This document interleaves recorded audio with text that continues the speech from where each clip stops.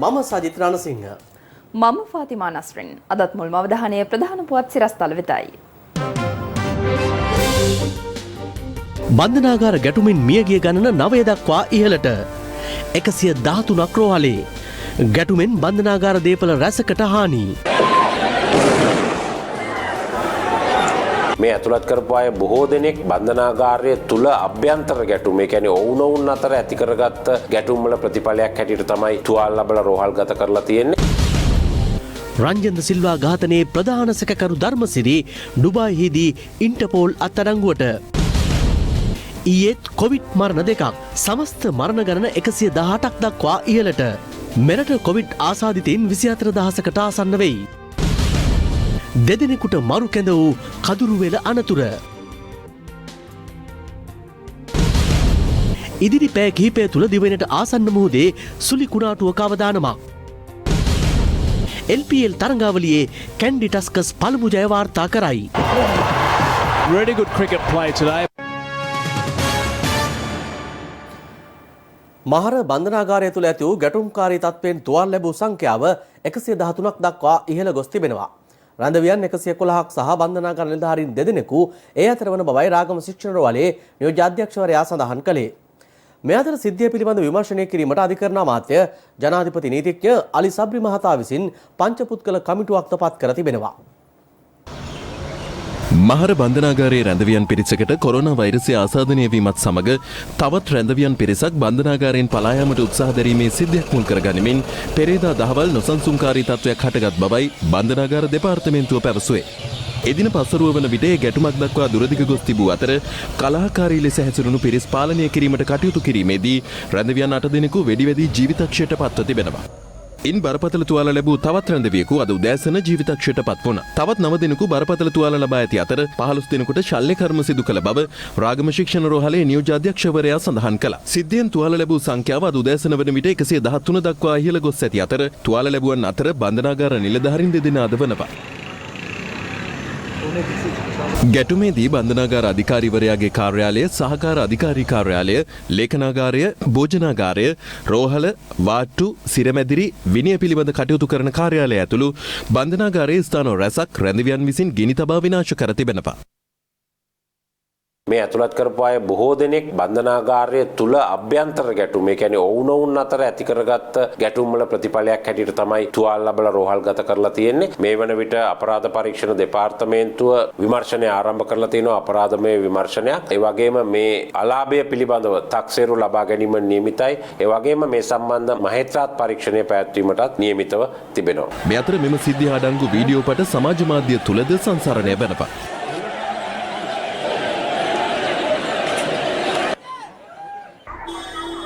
මේ සිද්ධියෙන් තුවාල ලැබුවන් ඊයේ උදෑසන රෝහල්ගත කරන අයුරු දැක්වෙන වීඩියෝ පටයක්.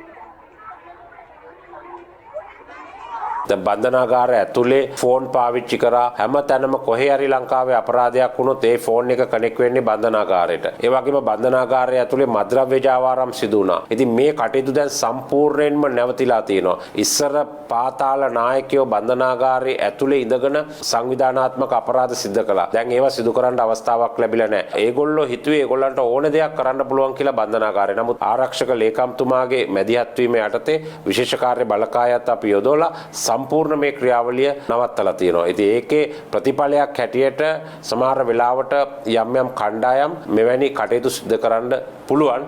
නමුත් ශක්තිමත් යාන්ත්‍රණයක් නැවත මෙවැනි සිද්ධි ඇති නොවීමට අවශ්‍ය වෙනවා. මහර බන්ධනාගාරයේ ගැටුම්කාරී සිද්ධිය පිළිබඳව පරීක්ෂා කිරීමට පත් කළ පංචපුද්ගල කමිටුවේ අතුරු වාර්තාව සතියක් ඇතුළත තමන් වෙත ලැබීමට නියමිත බව අධිකරණ අමාත්‍ය අලි සබ්රි මහතා පවසනවා. අද පාර්ලිමේන්තුවේදී මත වූ ප්‍රශ්නයකට පිළිතුරු ලෙසයි ඔහු මේ බව සඳහන් කළේ. මහර බන්ධනාගාරයේ සිරකරුවන්ගේ 80%කට වඩා වැඩි ප්‍රමාණයක් බන්ධනාගාරගත වී තිබෙන්නේ රිමාන්ඩ් සිරකරුවන් නිසා.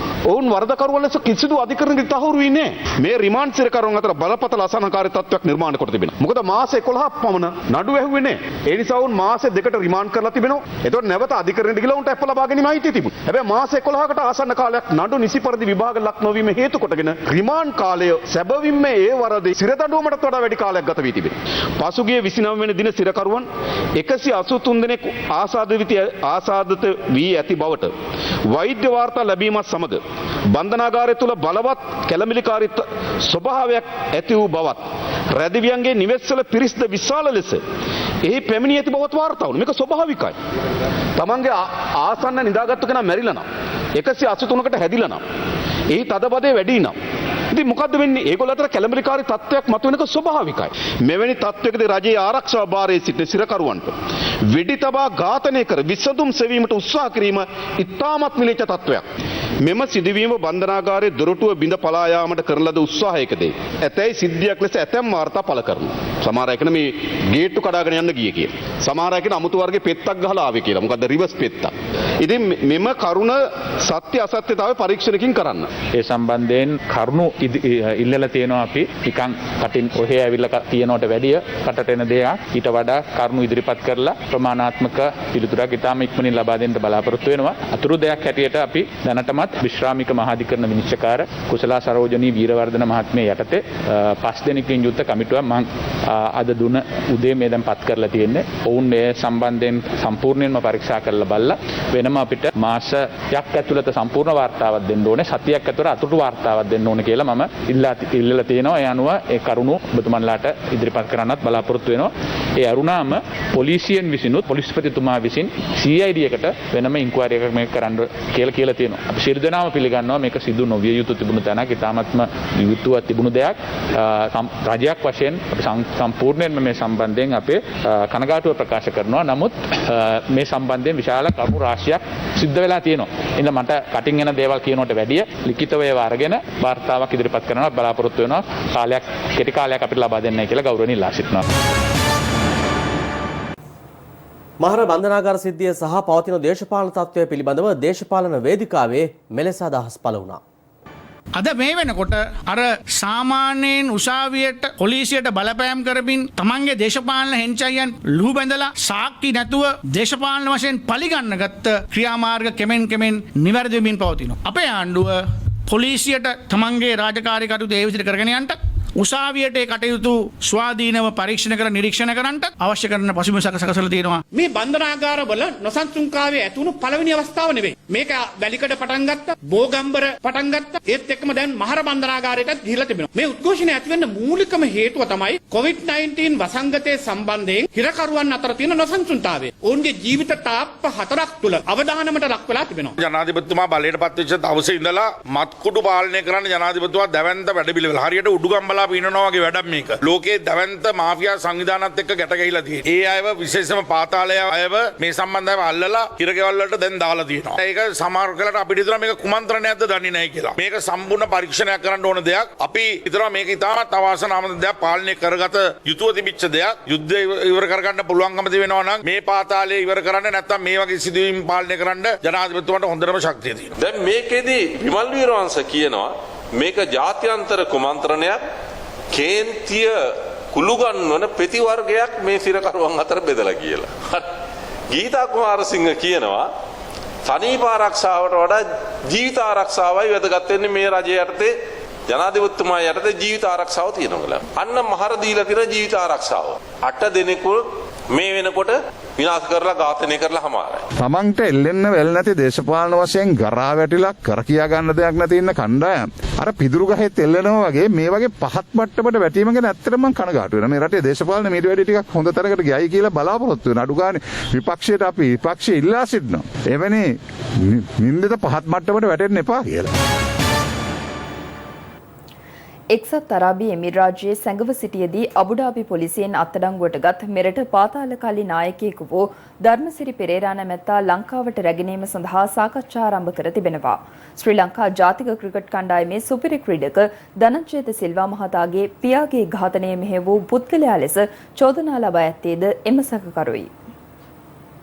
දෙහිවල ගල්කිස්ස මහනගර සභාවේ නාගරික මන්ත්‍රීවරයෙකු ලෙස කටයුතු කළ රංජන් සිල්වා මහතා ඝාතනයට ලක් වුණේ 2018 වසරේ මැයි මාසයේදී.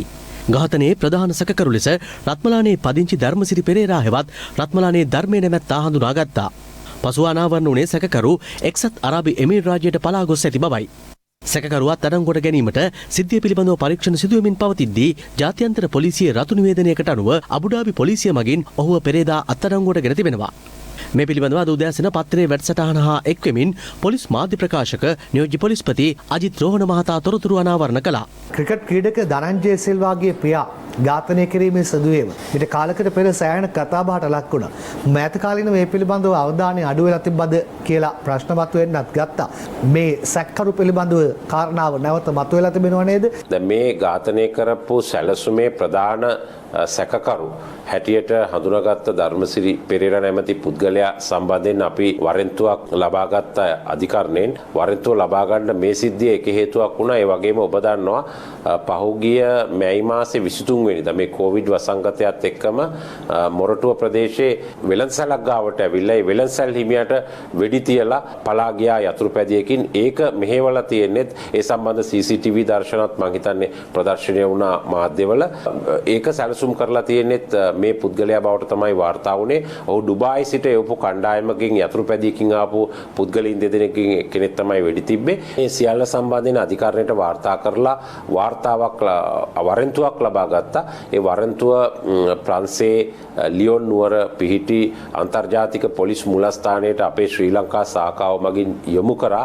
ඒ වරෙන්තුව යොමු කරාට පස්සේ සාමාන්‍ය රතු නිවේදනයක් නිකුත් කරන්න සෑහීමකට පත් වෙන්න ඕනේ සැකකරුවෙක් ගැන තියෙන කාරණා. ඉතින් ඒ සියල්ල සලකලා බලලා අන්තර්ජාතික පොලිස් මුලස්ථානය රතු නිවේදනයක් ඔහුට නිකුත් කරා. ඒ රතු නිවේදනයක් නිකුත් කරාම ඒක ලෝකේ හැම රටකටම බෙදා හරිනවා මේ පුද්ගලයාට රතු නිවේදනයක් නිකුත් කරලා තියෙනවා කියලා. ඒකේ ප්‍රතිඵලයක් හැටියට තමයි එක්සත් අරාබි එමිරේට් රාජ්‍යයේ අබුඩාබි පොලිසිය මගින් මේ සැකකරු පෙරේදා දිනේදී අත්අඩංගුවට අරගෙන තියෙන්නේ. ඊයේ නිල වශයෙන් අපේ කොළඹ පිහිටි අන්තර්ජාතික පොලිස් ඒකකයේ වෙත මේ අත්අඩංගුවට ගැනීම ගැන දැනුම් දුන්නා. ඒ වගේම අපි ඉදිරියේදී මේ රටේ අපරාධ කිහිපයක්ම මේ ඝාතනයට අමතරව සිදු කරලා තිනවා. ඔහු ශ්‍රී ලංකාවට ගෙන්වා ගැනීමට රාජ්‍යතාන්ත්‍රික මට්ටමින් අවශ්‍ය කටයුතු කරමින් පවතිනවා. COVID-19 වෛරසයේ ආසාදනය වූ රෝගීන් දෙදෙනෙකු ඊයේ ජීවිතක්ෂයට පත් වුණා. ඒ අනුව මෙරටින් වාර්තා වන සමස්ත COVID-19 ආසාදිත මරණ සංඛ්‍යාව 118ක් දක්වා ඉහළ ගියා. මහනුවර ගලහ ප්‍රදේශයේ පදිංචි 72 වැනි පුද්ගලෙක් පසුගිය 27 වනදා පේරාදෙණිය ශික්ෂණ රෝහලට ඇතුළත් කිරීමේදී ජීවිතක්ෂයට පත්ව තිබුණා. පසුව කරන ලද පරීක්ෂණ වලින් අනාවරණය වී ඇත්තේ අධික රුධිර පීඩනය, දියවැඩියාව සහ COVID-19 ආසාදනය සමග ඇති වූ හෘදයාබාධ තත්ත්වයක් මෙම මරණයට හේතු වී ඇති බවයි. බණ්ඩාරගම අටලුගම ප්‍රදේශයේ පදිංචි 81 වැනි කාන්තාවක්ද පසුගිය 28 වනදා සිය නිවස තුලදීම ජීවිතක්ෂයට පත්ව තිබුණා. COVID-19 සමග උග්‍ර වූ අධික රුධිර පීඩනය, දියවැඩියාව සහ රුධිරගත කොලෙස්ටරෝල් ප්‍රමාණය ඉහළ යාම මෙම මරණයට හේතු වී ඇති බව රජයේ ප්‍රවෘත්ති දෙපාර්තමේන්තුව සඳහන් කළා. මේ අතර ගත වූ පැය 24 තුලදී COVID-19 වෛරසය ආසාදනය වූ රෝගීන් 503 දෙනෙකු මෙරටින් හඳුනාගෙන තිබෙනවා. ඔවුන් අතරින් රෝගීන් 496 දෙනෙකුම පෑලියගොඩ කොවිඩ් පොකුර ආශ්‍රිතව හඳුනාගෙන තිබූ අතර සෙසු පුද්ගලයන් 7 දෙනා හඳුනාගෙන තිබුණේ විදේශයන්හි සිට පැමිණි පිරිස අතරින්. ඊයේ හඳුනාගත් ආසාදිතයින්ගෙන් 147 දෙනෙකුම කොළඹින් හඳුනාගත් අතර ගම්පහ දිස්ත්‍රික්කයෙන් 130 දෙනෙකුත්, කළුතර දිස්ත්‍රික්කයෙන් 28 දෙනෙකුත්, මහනුවර දිස්ත්‍රික්කයෙන් 41 දෙනෙකුත් හඳුනාගෙන තිබුණා. එමෙන්ම රත්නපුර දිස්ත්‍රික්කයෙන් ආසාදිතයින් 25 දෙනෙක්, කුරුණෑගල දිස්ත්‍රික්කයෙන් ආසාදිතයින් 10 දෙනෙක්, ගාල්ල දිස්ත්‍රික්කයෙන් ආසාදිතයින් 6 දෙනෙක්, පුත්තලම දිස්ත්‍රික්කයෙන් ආසාදිතයින් 19 දෙනෙක්, අම්පාර දිස්ත්‍රික්කයෙන් ආසාදිතයින් 28 දෙනෙක් සහ යාපනීය දිස්ත්‍රික්කයෙන් ආසාදිතයින් 11 දෙනෙකුද ඊයේ හඳුනාගත් රෝගීන් අතර වනවා. ඊයේ වාර්තා වූ මෙම රෝගීන්ට අනුව වැඩිම පිරිසක් කොළඹින් වාර්තා වන අතර දිවයිනේ තවත් දිස්ත්‍රික්ක 14කින්ද රෝගීන් වාර්තා වී තිබුණා. අද පෙරවරුවේ විකාශය වූ පත්තරේ වැඩසටහන සමග එක් වූ වෛද්‍ය හරිත අලුත්ගේ මහතා සඳහන් කළේ මේ වන විට ඇතැම් ප්‍රදේශවලින් කොවිඩ් පොකුරු ඇතිවීමේ අවදානමක්ද මතුවී ඇති බවයි. රට විදියට දැනට පසු වෙන තත්ත්වය වාතාවරණය කොහොමද? අපිට පැහැදිලි වෙන කාරණේ තමයි රට පුරා විවිධ ප්‍රදේශවල යම් අවදානම් සහ සංකීර්ණ තත්ත්වයක් මේ වෙනකොට නිර්මාණය වෙලා තියෙනවා කියන කාරණේ. යම් මට්ටමකට රෝගී පොකුරු නිර්මාණය වීම සඳහා ඉඩකඩක් මේ වෙනකොට ඇති වෙමින් තියෙනවා. එතෙන්ද විශේෂයෙන්ම මේ කොළඹ මහනගර සභා සීමා අතිශයින්ම වැදගත් වෙනවා. මොකද සමස්තයක් විදිහට රටේ සිද්ධ වෙලා තියෙන මරණ සංඛ්‍යාව ගත්තත් ඒ මරණ වලින් 50% විතරම සිද්ධ වෙලා තියෙන්නේ කොළඹ මහනගර සභා සීමාව ඇතුලේ. ඒතර කොළඹ මහනගර සභා සීමාව ඇතුලේ අපි දැක්කා ඊයේ ජනමාධ්‍ය සඳහන් කරනවා සමස්තයක් විදිහට මේ වෙනකොට PCR පරීක්ෂණ 36000ක් විතර කරලා තියෙනවා. ඒකෙන් 6992ක් රෝගීන් බව හඳුනගෙන තියෙනවා. ඒ කියන්නේ සමස්ත ජනගහනයේ නියදියක් අපි විදිහට ගත්තොත් එහෙම මේ කරපු PCR ටික 19%ක් පොසිටිව්. මේක සැලකිය යුතු විශාල අගයක්. ඒතර ඒ වගේම තත්ත්වයක් දැන් නිර්මාණය වෙමින් තියෙනවා බණ්ඩාරගම අටලුගම ප්‍රදේශයේ. කොළඹ නගර සභාවේ 19%ක් වෙනකොට පොසිටිව් රේට් එක. දැන් අටලුගම මේ දක්වා කරලා තියෙන පරීක්ෂණවල ප්‍රතිඵල ගත්තාම 25%ක් 30ක් විතර පොසිටිව්. එතකොට කොළඹ නගර සභාවට වඩා එහා ගිහිල්ලා යම් ව්‍යාකූල තත්ත්වයක් ඇති වෙන්න පුළුවන්. හරි විදිහට අපි මේ මොහොතේදී අටලුගම කළමනාකරණය කරගත්තේ නැත්තම්. මේ අතර ඊයේ වාර්තා වූ රෝගීන් 503 දෙනාත් සමගින් මෙරටින් වාර්තා වන සමස්ත ආසාදිතයින් ගණන 23986ක් දක්වා ඉහළ ගියා. ඔවුන් අතරින් පුද්ගලින් 17559 දෙනෙකු සුවය ලබා පිටව ගොස් ඇති අතර ප්‍රතිකාර ලබන්නේ රෝගීන් 6309ක් පමණයි. මේ අතර මහනුවර බෝගම්බර ප්‍රදේශයේ COVID-19 වෛරසයේ ව්‍යාප්තිය අවදානම හේතුවෙන් එම ප්‍රදේශයේ පිහිටි මහනුවර මහනගර සභා කලාප කාර්යාලය తాවකාලිකව වසා දැමීමට බලධාරීන් පියවරගෙන තිබෙනවා. මහනුවර නාගරික කොමසාරිස් අමිල නවරත්න මහතා සඳහන් කළේ කලාප කාර්යාලය අවටින් රෝගීන් 12 දෙනෙකු පමණ හඳුනා ගැනීම මෙම තීරණය ගැනීමට හේතු වූ බවයි. බෝගම්බර ප්‍රදේශයේ මේ වන විට කොවිඩ් රෝගීන් 12කට ආසන්න පිරිසක් වාර්තා වෙලා තියෙනවා. ඒක නිසා අපි මේ කලාප කාර්යාලය එතනින් වසලා වෙනම ස්ථානයක ස්ථානගත කිරීම සිදු කරලා තියෙනවා. ඒ හැර අපේ නගර සභාවේ කිසිම නිලධාරියෙකුට ඒ කලාපයේ සිටින නිලධාරියෙකුට කොවිඩ් ආසාදනය වෙලා නැහැ. මේ අතර භගවන්තලාව සෞඛ්‍ය වෛද්‍ය නිලධාරී කාර්යාලයට අයත් ලින්ස්ටඩ් වතුයායේ පදිංචි එකම පවුලේ 5 දෙනෙකුට සහ ව්‍යාපාරිකයෙකුටද COVID-19 වෛරසය ආසාදනය වී ඇති බව හඳුනාගෙන තිබෙනවා. මෙම ආසාදිතයින් හමුවීමත් සමග එම වතුයායේ දෛනික කටයුතු తాවකාලිකව නතර කර වතු නිවාස සියල්ල විෂ බීජහරණයට ලක් කිරීමට සෞඛ්‍ය අංශ පියවර ගත්තා. මේ අතර අඹගමුව සහ මස්කෙලිය සෞඛ්‍ය වෛද්‍ය නිලධාරී කාර්යාල බල ප්‍රදේශවලින් ඊයේ දිනේදී ආසාදිතයින් 9 දෙනෙකු හඳුනාගත් අතර ඔවුන් රෝහල්ගත කිරීමට පියවරගෙන තිබෙනවා. එම රෝගීන් ගිනිගත් හේන වටවල සහ නෝටන් බ්‍රිජ් ප්‍රදේශවලින් හඳුනා ගත්තා. මේ අතර සීතාවක අපනයන සැකසුම් කලාපයේ පිහිටි පෞද්ගලික කර්මාන්ත ශාලාවකින් ඊයේ දිනේදී ආසාදිතයින් 5 දෙනෙකු හඳුනා ගත්තා. ඒ අනුව එම කර්මාන්ත ශාලාවෙන් මේ වන විට හඳුනාගෙන ඇති ආසාදිතයින් සංඛ්‍යාව 37ක්. ඔවුන්ගේ ආශ්‍රිතයින් ලෙස හඳුනාගත් පවුල් 350කට වැඩි ප්‍රමාණයක් නිරෝධායනය සඳහා යොමු කර තිබෙනවා. එම ආසාදිතයින් අවිසාවේල්ල, යාහැල්ලවත්ත, දැරණියගල, රුවන්වැල්ල, යටියන්තොට, ඇහැලියගොඩ සහ කිරියැල්ල යන ප්‍රදේශවලින් හඳුනාගෙන තිබෙනවා. මේ අතර මත්තේගොඩ ප්‍රදේශයේ තරුණීන් දෙදෙනෙකු විසින් නිෂ්පාදනය කරන ලද ස්වයංක්‍රීය විෂබීජනාශක දියර ඉසින යන්ත්‍රයක් මත්තේගොඩ පොලිස් ස්ථානයට ඊයේ පරිත්‍යාග කර තිබුණා. මෙම දියර ඉසින යන්ත්‍රයට විෂබීජනාශක දියර ලීටර් 4.5ක් එකවර බහාලිය හැකි වන අතර ඉන් පුද්ගලයන් 4500 දෙනෙකුට පමණ දෑත් පිරිසුදු කර ගැනීමේ හැකියාව පවතිනවා. මේ අතර හෝමාගම මූලික රෝහලේ ප්‍රතිකාර ලබන කොරෝනා ආසාදිත රෝගීන්ගේ හා එහි කාර්ය මණ්ඩලයේ මානසික සුවය වෙනුවෙන් ඊයේ පස්වරුවේදී සංගීත ප්‍රසංගයක් පැවැත්වුවා. අවධානය COVID-19 වෛරසය හමුවේ යලි පාසල් විවෘත කිරීම නිසි ක්‍රමවේදයකට සිදු නොවූ බවට ගුරු සංගම් චෝදනා කරනවා. ඔවුන් පෙන්වා දෙන්නේ පාසල් වලට අවශ්‍ය අවම සෞඛ්‍ය පහසුකම් හෝ ලබා දී නොමැති බවයි. මේ සම්බන්ධයෙන් අද පාර්ලිමේන්තුවේදීද අවධානය යොමු වුණා. බස්නාහිර ඇතුළු දැනට හුදකලා කර තිබෙන ප්‍රදේශවල ඇති පාසල් හැරුණුකොට සෙසු පාසල් පසුගිය 23 වනදා සිට යලි ආරම්භ කෙරුණා. කෙසේ වෙතත් ගුරු සංගම් සඳහන් කළේ පාසල්වලට ළමුන් පැමිණීමේ අඩුවක් දෛනිකව දක්නට ලැබෙන බවයි. මින්නේරිය ජාතික පාසලේ අධ්‍යයන කටයුතු ඊයේ සිදු කෙරුණද මින්නේරිය අක්කර 70 ප්‍රදේශයෙන් ආසාදිතයෙකු හමුවීමත් සමග ඇතැම් දෙමව්පියන් තම දරුවන් රැගෙන යන අයුරුද දක්නට ලැබුණා.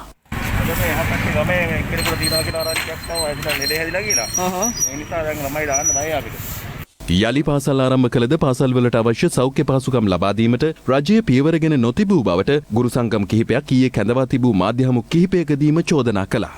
ගුරුවරුන්ගේ හා සිසුන්ගේ විරෝධය නොසලකා හැරලා අවිධිමත් ලෙස පාසල් විවෘත කරලා තියෙනවා. පාසල් වලට සෞඛ්‍ය ආරක්ෂක කටයුතු සඳහා යම් මුදලක් දෙන බව ප්‍රකාශයට පත් කළත් බොහෝ පාසල් වලට තවමත් එවැනි කිසිම මුදලක් ලැබිලා නැහැ. ඒක අපි වගකීමෙන් කියනවා. ඉතින් වැඩපිළිවෙලක් රහිතව පාසල් විවෘත කිරීමේ සහ මේව පවත්වාගෙන යාම තුළ බරපතල ලෙස අපිට පේන්න තියෙන දේ තමයි ගුරුවරු බරපතල විදියට අනතුරුදායක තත්ත්වයකට පත් වෙලා ඉන්නේ. ඉතින් අපි විශ්වාස කරන්නේ දැන් මේකෙදී නිශ්චිත වැඩපිළිවෙලක් එක්ක මේ කරන අඩුම තරමේ අපි යෝජනා කරනවා මේ පාසල් පද්ධතියේ පැමිණීම සාර්ථක වෙයි යම් විදියකට සාමාන්‍ය පෙළ විභාගයට පෙනී සිට ළමයි පමණක් ඇඳෙව්වොත්. එහෙම නැතුව නිකම් මේ එන්න කියලා පවත්වාගෙන යාම අපි දන්න මේ ව්‍යාප්තියකට උඩගෙඩි දීමක්. ආණ්ඩුව විසින් පාසල් අරලා තිබෙනවා, දෙමව්පියන් විසින් දැන් පාසල් වහලා තියෙනවා. ඒක තමයි දැන් රටේ තියෙන තත්ත්වය. අද දවස වෙනකොටත් පාසල් වල ළමුන් පැමිණීම යථාවත් වෙලා නැහැ. ආණ්ඩුව දැන් තවදුරටත් ඔවුන්ගේ මේ තීන්දුව පිළිබඳව සමාලෝචනය කළ යුතුව තිබෙනවා.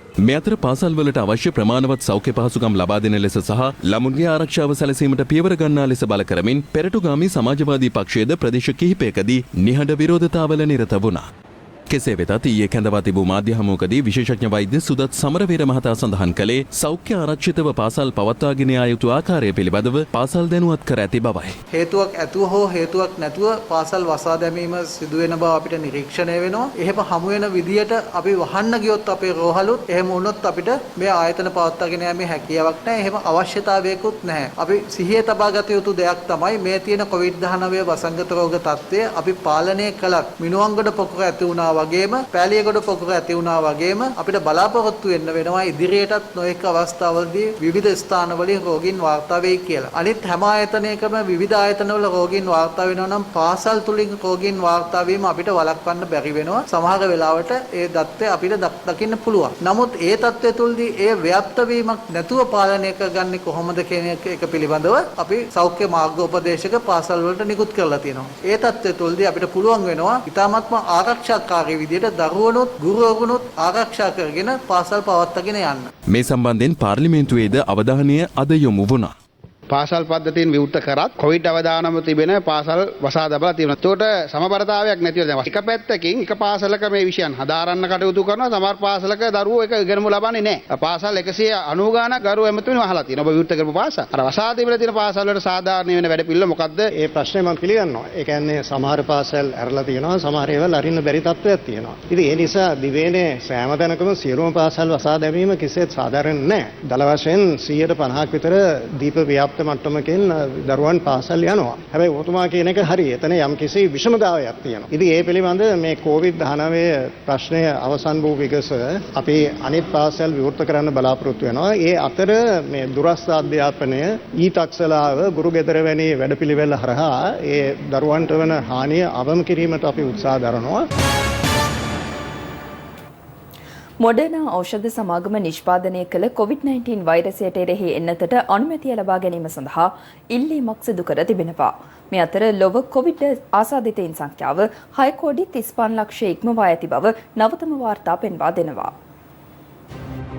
COVID-19 වෛරසය හේතුවෙන් ලෝපුරා වාර්තා වුණු මරණ සංඛ්‍යාව 14,73,000කට අධිකයි. පුද්ගලින් 4,39 ලක්ෂයකට අධික පිරිසක් වෛරසය වැළඳී සුවය ලබා සිටිනවා. ලොව රටවල් සහ පාලන බල ප්‍රදේශ 218ක මේ වන විට වෛරසය ව්‍යාප්තයි. වෛරසය මැඩ පැවැත්වීම සඳහා විවිධ රටවල් එන්නත් නිපදවීම් සිදු කරනු ලබනවා. ඒ අතරින් වැඩිම අවධානයක් ලබා ගත්තේ මොඩර්නා ඖෂධ සමාගම නිෂ්පාදනය කළ එන්නතයි. එහි හදිසි භාවිතය සඳහා අනුමැතිය ලබා ගැනීමට ඇමරිකාවේ ආහාර හා ඖෂධ පරිපාලනයෙන් අනුමැතිය ඉල්ලා තිබෙන බවයි විදෙස් මාධ්‍ය වාර්තා කරන්නේ. ඇමරිකාව තුළ මෙම එන්නත ලබා දීම මෙම මාස අගභාගයේදී සිදුවනු ඇති බවයි වැඩිදුරටත් සඳහන් වන්නේ. මේ අතර COVID-19 වැළදී සුවය ලැබූ පුද්ගලයන්ගේ පෙනහළුවල මාස 3කට පසු සංකුලතා දැකිය හැකි බව විශේෂඥ වෛද්‍යවරු පෙන්වා දී තිබෙනවා.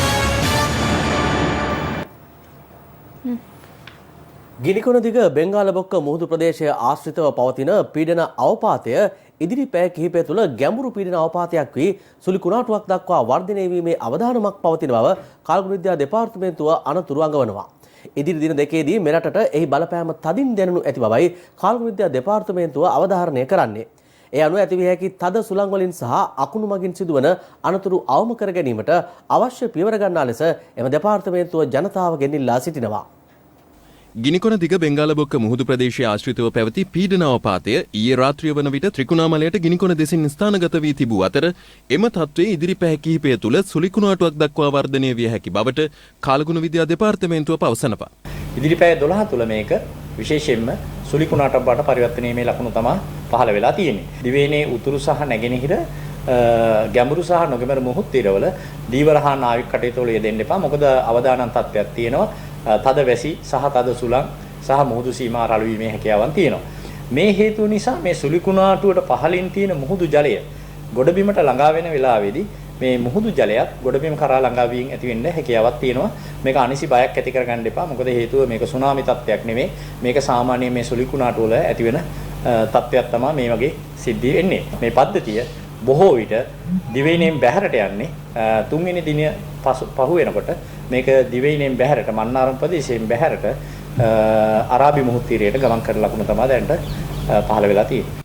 මෙම සුලිකුණාටුවත් සමග නැගෙනහිර උතුරු මැද සහ ඌව පළාත්වලටත් හම්බන්තොට සහ මාතලේ දිස්ත්‍රික්කවලටත් මිලිමීටර් 100 ඉක්ම වූ තදවැසි ඇති විය හැකි බවට කලගුණ විද්‍යා දෙපාර්තමේන්තුව වැඩිදුරටත් සඳහන් කළා. මේ අතර උතුර මැද නැගෙනහිර වයඹ සහ බස්නාහිර පළාත්වල විටින් විට පැයට කිලෝමීටර් 40ක් පමණ වූ ප්‍රහාරාත්මක සුලිසුලන් ඇති විය හැකි බවටත් අනතුරු අඟවා තිබෙනවා. මේ වන විටත් අවදානම් නිවේදන නිකුත් කර ඇති බැවින් පවතින තත්ත්වයේ සැලකිල්ලටගෙන ගිගුරුම් සහිත වැසි සමග ඇතිවිය හැකි අකුණු අනතුරු අවම කර live at 12 සමගින් සතියේ දින පහේ ස්වර්ණවාහිනියේ විකාශය වන ටෙලිනාට්‍ය අතරතුර තිරේ දිස්වන රන්කාසි වාර ගණන නිවැරදිව 7775ට SMS කිරීමෙන් ඊයේ වන විට ජයග්‍රාහකින් 80 දෙනෙක් රන්කාසි වරම් හිමි කරගෙන තිබෙනවා. එලෙස වාසනාව උදා කරගත් ජයග්‍රාහකින් 5 දෙනෙකුට ස්වර්ණවාහිනී සහ ස්වර්ණමහල් වෙතින් රන්කාසි පිරිනැමුණා. ස්වර්ණවාහිනී රන් කාසිවරම් හිමි කරගත් දැරණියගල WM සිද්මි බාක්‍යා සිරිමාන්න පිළියන්දල තනූජා දිලානි ගෝමස් දීකිරිකෑව SW කරුණාවති ජායල සදීප ලක්ෂාන් තිලකරත්න සහ නාත්තන්ඩියේ WM උපුල් චන්දිමාල් ඔවුන්ට හිමි රන් කාසේ ස්වර්ණමහල් වෙතින් ලබා ගත්තා.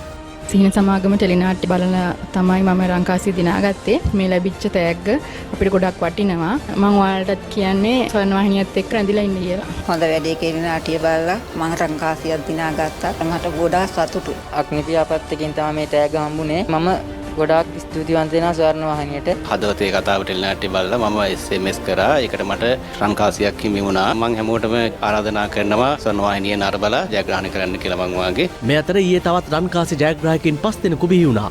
ඊයේ ඇලඩින් නරඹන අතරතුර මුල්ම වාසනාවන්තයා වූයේ කුරුණෑගල අනුෂා ශාමලී. අග්නි පියාවත් ටෙලිනාට්‍ය අතරතුර රත්නපුරේ සෙව්වන්දි ජයවර්ධනත් හොඳ වැඩේ ටෙලිනාට්‍ය නරඹන අතරතුර ගණේ මුල්ලේ ශශිප්‍රභා මදුෂිකාත් හදවතේ කතාව නරඹන අතරතුර මාතර ප්‍රේමසිරි ගමගේ සහ අම්පාරේ පදිංචි BM නදීකා සමන්මලී සීන සමාගම නරඹන අතරතුර රන්කාසිව රම් හිමි කරගත්තා. ස්වර්ණවාහිනී රන්කාසි ජයග්‍රාහකයන් අතරට එක්වීමේ අවස්ථාව අදත් රාත්‍රී 7 සිට රාත්‍රී 10 දක්වා ඔබට හිමි වනවා. ඒ සඳහා රැඳී සිටින්න ස්වර්ණවාහිනිය සමගින්. දෙවැනි ස්ථාන කිහිපයක සිදු රියානුතුරින් 30 දෙනෙකු මියගොස් තවත් පුද්ගලයන් කිහිප දෙනෙකු තුවාල ලබා තිබෙනවා. ආපදාවකට ලක් වූ ලොරි රථයක් තවත් ලොරි රථයකින් ඇදගෙන යමින් සිටියේදී සිදු වූ අනතුරකින් පුද්ගලයෙකු ජීවිතක්ෂයට පත්ව තිබුණේ අනුරාධපුර මිහින්තලේ ප්‍රධාන මාර්ගයේ යාපනීය මන්සන්දිය ආසන්නයේදී.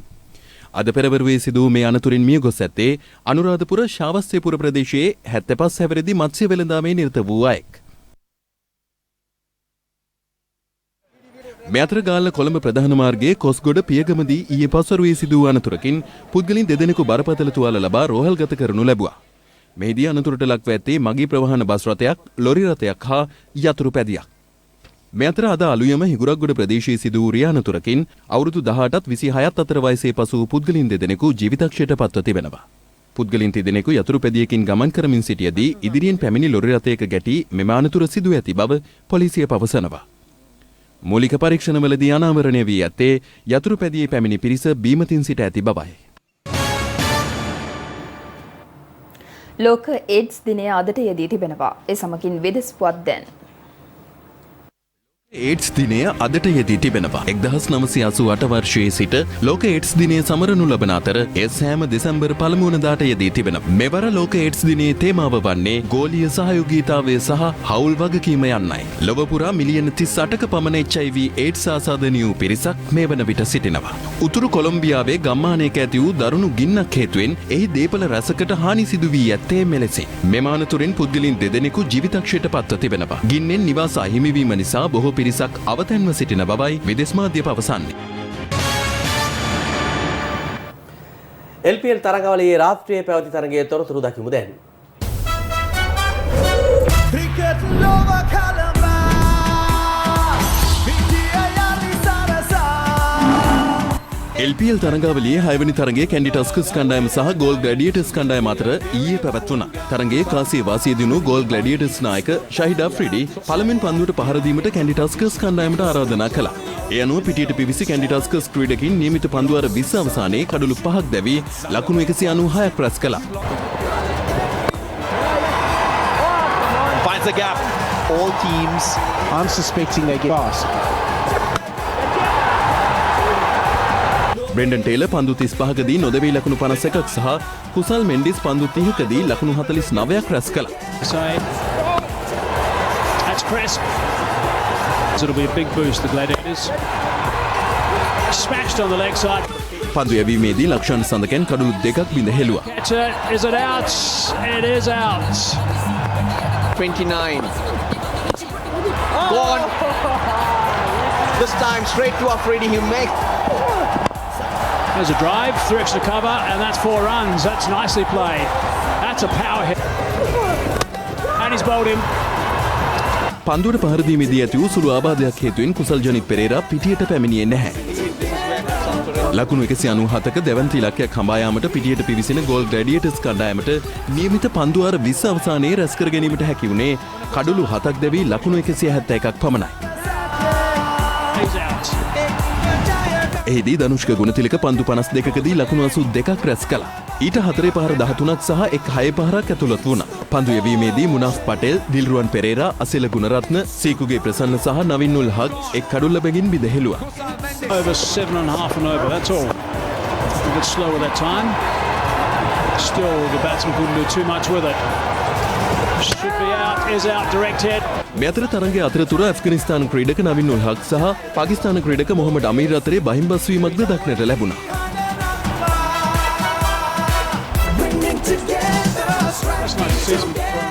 කෙසේ වෙතත් මෙම තරඟයේ ලකුණු 25කින් ජයගත් කැන්ඩි ටස්කර්ස් කණ්ඩායම තරඟාවලියේ පළමු ජය වාර්තා කළා. තරඟයේ වීරයා Brendan Taylor. Show up and try and take his team through. Freedy's over to go.